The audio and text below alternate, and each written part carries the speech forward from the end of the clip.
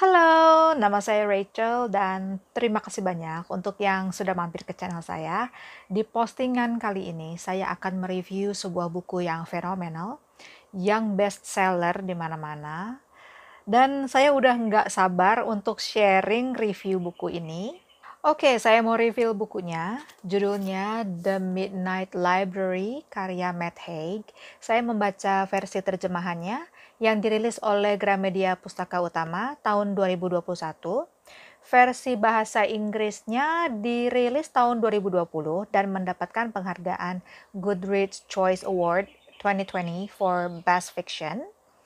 Novel ini genre-nya contemporary, ada unsur sci-fi, magical realism, dan juga fantasy dan filosofi. So, without any further ado, let's get into it. Pertama kali saya membaca buku karya Matt Haig, yaitu Reasons to Stay Alive, yang merupakan memoir dari pengalaman Matt Haig sendiri, yang mengupas tentang depresi dan mental health. Dan saya suka sekali karena buku itu memberikan pesan positif untuk pembacanya. Pada awalnya, Matt Haig menulis The Midnight Library menggunakan POV seorang pria. Tapi setelah draft ketiga, dia mengubahnya dengan menggunakan POV tokoh wanita yang bernama Nora Seed, karena menurutnya dia lebih leluasa untuk mengekspresikan perasaan dan pikiran si tokoh ini. Matt Haig beranggapan jika dia menggunakan tokoh utama pria itu seperti dirinya yang menjadi tokoh utama di novel ini, dan ada batasan-batasan yang membuatnya tidak leluasa dalam menuliskan novel ini. Matt Haig meminta saran kepada istrinya karena tokoh utamanya seorang wanita, dan terasa sekali memang sangat luwes dan sangat realistis segala keputusan dan pikiran si Nora ini. The Midnight Library menceritakan tentang Nora Seed, seorang wanita single berusia 35 tahun. Dia mengalami depresi dan tidak bahagia dengan hidupnya. Dia kehilangan pekerjaan, sahabat, kakak laki-laki, juga kucing peliharaannya. Dia menganggap hidupnya sudah tidak berarti dan dia memutuskan untuk mengakhiri hidupnya dengan overdosis. Lalu semuanya gelap. Nora terbangun dan mendapati dirinya berada di sebuah perpustakaan, The Midnight Library atau perpustakaan tengah malam. Nora berada di sana tepat pukul 00.00.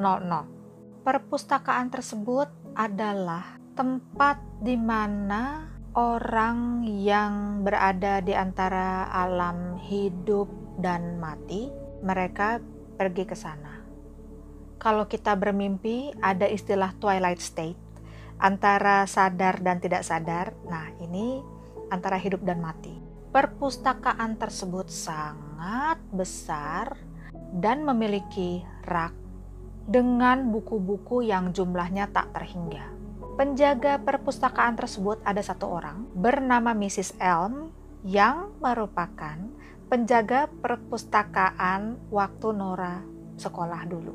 Mrs. Elm mengatakan, di dalam kehidupan kita dihadapkan oleh berjuta-juta pilihan yang bisa kita pilih, dan pilihan-pilihan itu diwakilkan oleh buku-buku yang berada di perpustakaan tersebut. Perpustakaan di buku ini tidak seperti perpustakaan yang seperti kita tahu, tempat kita meminjam buku. Perpustakaan di sana merupakan pos tempat dunia paralel berpusat. Kalau saya menganggapnya perpustakaan tersebut adalah metafor dari teori kuantum physics, di mana Nora mengambil keputusan-keputusan dan dia bisa menjalani kehidupan yang berbeda-beda. Perpustakaan tersebut juga bisa dijadikan simbol dari ruang terapi, di mana ada seorang terapis, yaitu Mrs. Elm, dan seorang pasien, Nora, dan dia mencurahkan segala isi hati, semua perasaannya, di mana dia juga menyesali segala keputusan-keputusannya, dan dia ingin menjalani hidup dan membayangkan bagaimana jika dia mengambil keputusan ini. Setelah saya membaca buku ini dan Nora menjalani kehidupan yang berbeda-beda, Ternyata Nora ini memiliki skills dan bakat yang luar biasa. Dia pintar berenang, dia pintar bernyanyi, dan juga main piano. Selain itu, dia juga mempelajari filsafat dan glasiologi. Tentu saja setiap keputusan yang diambil mengandung resiko tersendiri.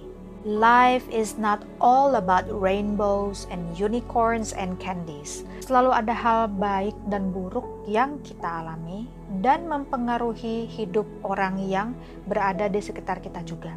Novel ini tidak menyajikan tema baru, tetapi Matt Haig mengemasnya dengan begitu unik, memasukkan unsur magical realism, sci-fi, fantasy, dan filosofi.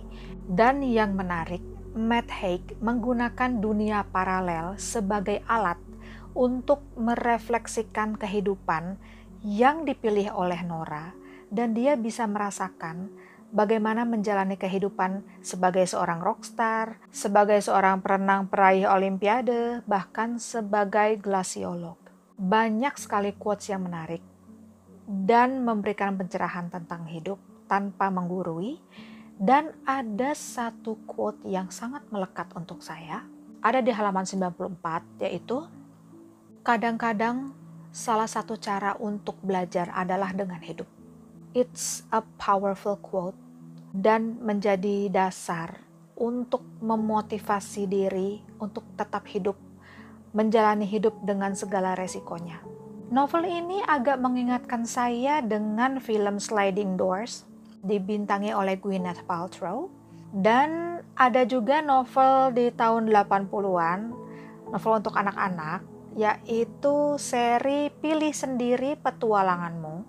Di situ kita diajak untuk bertualang dan ada 36 kemungkinan tergantung jalan yang kita ambil. Ini relate banget dengan dunia paralel yang digambarkan Matt Haig di buku The Midnight Library. The Midnight Library memberikan pengalaman yang sangat menyenangkan untuk saya, walaupun temanya dark dan mengandung trigger warning seperti suicide, alkoholisme, tapi pesannya sangat positif dan memberikan semangat kepada pembaca untuk optimis dalam menghadapi hidup. So I think I'm gonna put this book in my all-time favorite book list.